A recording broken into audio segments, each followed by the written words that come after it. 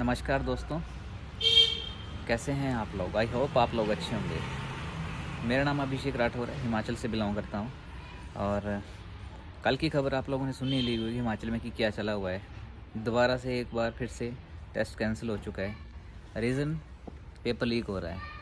अब paper leak हो रहा है, उसकी वजह से हम लोगों को प्रॉब्लम फेस करनी पड़ रही है। हम लोगों के जैसे जो जितने भी सारे यूथ है उन सबको प्रॉब्लम फेस करनी पड़ रही है। और प्रॉब्लम्स कहाँ पर है, कारण क्या है, हमको नहीं पता। बट उन सब की वजह से सारे यंगस्टर्स प्रॉब्लम में आ रहे हैं।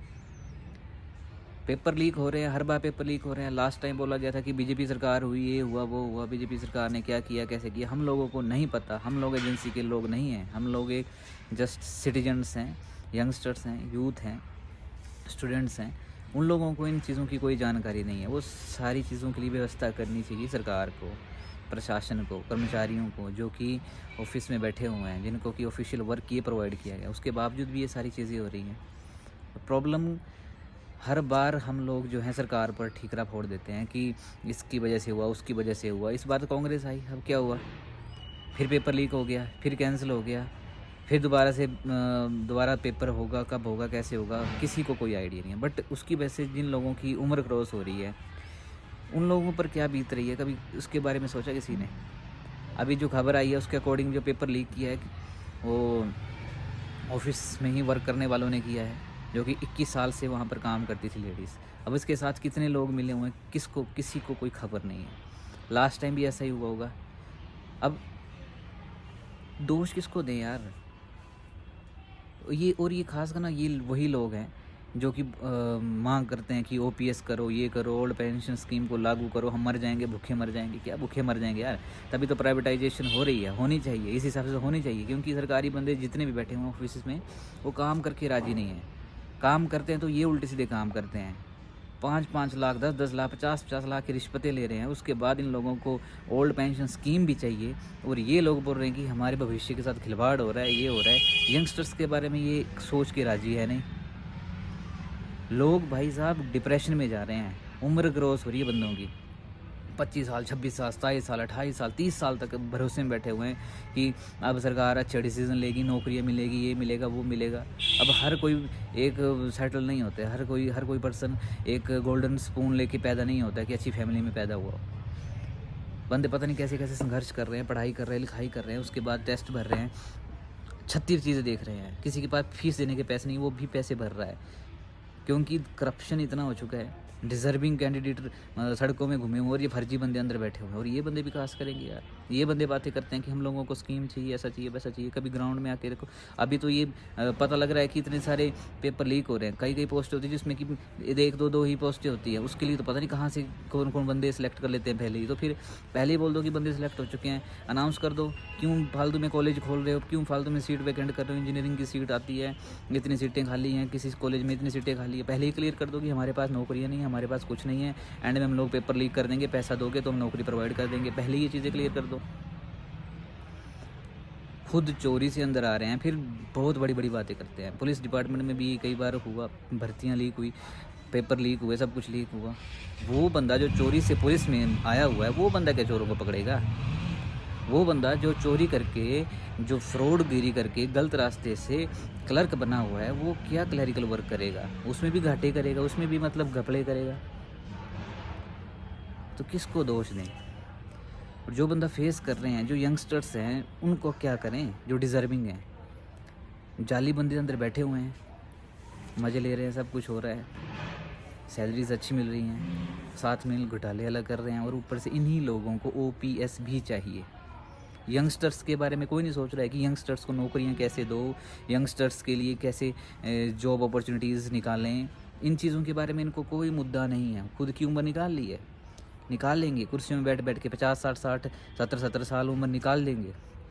उसके बाद भी इनको सब कुछ चाहिए। घपले भी यही लोग करेंगे, और सड़कों में यही लोग उतरेंगे कि हमको ये करो, वो करो, हम तो मर जाएंगे, भूखे मर जाएंगे। भाई जो यंगस्टर्स हैं, जो आपसे ज़्यादा पढ़े लिखे हैं, उन लोगों का क्या है? हम खुद देखते हैं यार आसपास अपने गांव मोहल्ले में सरकारी नौकरियां ऐसे ऐसे लोगों को मिली हुई है जो बिल्कुल भी डिज़र्व नहीं करते हैं, और सरकारी नौकरी के नाम पर करते क्या है, पूरा दिन धूप सेकते हैं और आ जाते हैं। PWD डिपार्टमेंट में यही हालत है, पूरा दिन पब्लिक सोई पड़ी हुई है, सड़कों में लेटे हुए हैं, स्वेटर बुन रहे हैं, कोई कुछ कर रहे हैं, कोई कुछ कर रहे हैं, खट्टा खा रहे हैं, मज़े लगे हुए, पकौड़े चल रहे हैं, और वो लोग बातें करते हैं। किस बेसिस पे बोलते हैं? IPS डिपार्टमेंट में ये हालत है। एक नल खोलने के लिए भी उनको पता नहीं कितनी भर्ती दी जाती है, कभी कौन सी भर्ती में क्या हो रहा है, कभी कौन सी, मतलब अगर इस पे इंक्वायरी बिठाया, एजेंसी बिठाएं, तो 100% में से कम 70 से 80% लोग तो जाली बैठे हुए हैं।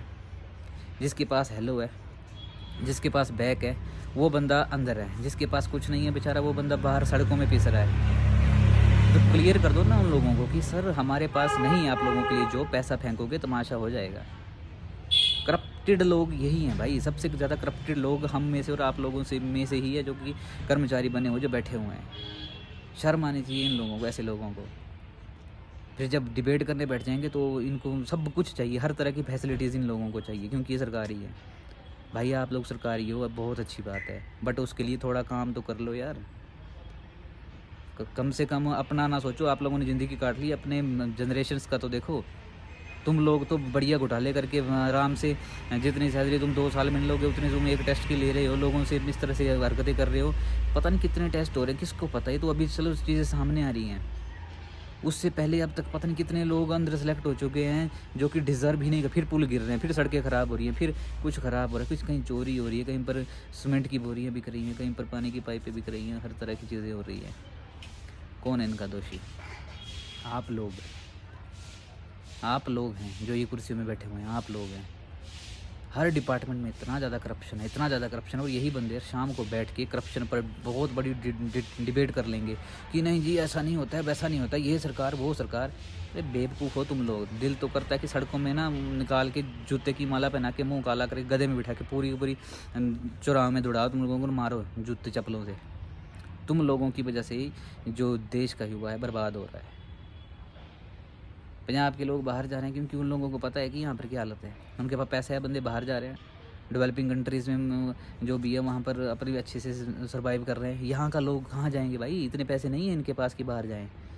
30-40 लाख रुपया अगर होता तो बाहर कब के निकल चुके होते। 30-40 लाख पूरी उम्र में कमाता है एक बेचारा, एक मिडिल फैमिली का बंदा, और उसके ऊपर भी इतने सारे लफड़े।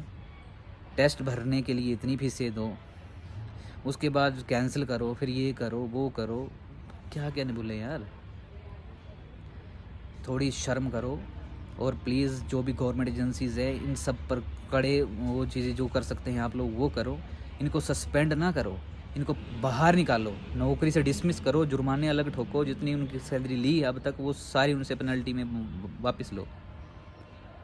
ये लोग है ही नहीं किसी के सगे, फिर सरकार को ब्लेम करेंगे। सरकारों ने क्या करना भाई, तुम लोगों को तो ड्यूटी दी हुई है, सरकारी तो नेता हैं जो भी हैं, उन लोगों ने तो आपको ड्यूटी देनी है। आप लोगों का फ़र्ज बनता है as a citizen, as a being human, थोड़ी चीज़ों को तो समझो यार। कल को ऊपर शक्ल क्या दिखाओगे, क्या क्या किया है, अपने बच्चों को कैसे फेस करोगे।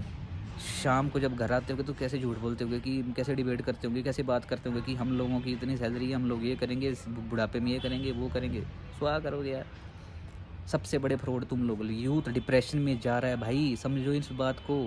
डिप्रेस्ड हो रहे हैं लोग, सुसाइड कर रहे हैं लोग, चोरी चकारी कर रहे हैं, गलत रास्ते में पड़ रहे हैं। क्यों? क्योंकि आप लोगों की वजह से आप लोग गलत करते हैं। उनके पास कोई ऑप्शन नहीं बचता है, ना उनके पास कोई मोटिवेशन है, ना उनके पास कोई इंस्पिरेशन है, ना उनके पास कोई मतलब माइंडसेट है, ना करियर पाथ दिखाने के लिए कोई बंदा है।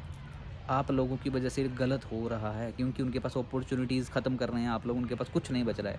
छत्तीसगढ़ में जो ये चीज़ें हो रही है, नक्सली बनते हैं, वो पढ़े लिखे लोग ही कर रहे हैं। क्यों कर रहे हैं? क्योंकि उनके पास अपॉर्चुनिटीज़ नहीं रह रही हैं, और अपॉर्चुनिटीज़ जो हैं आप जैसे लोग खा रहे हैं।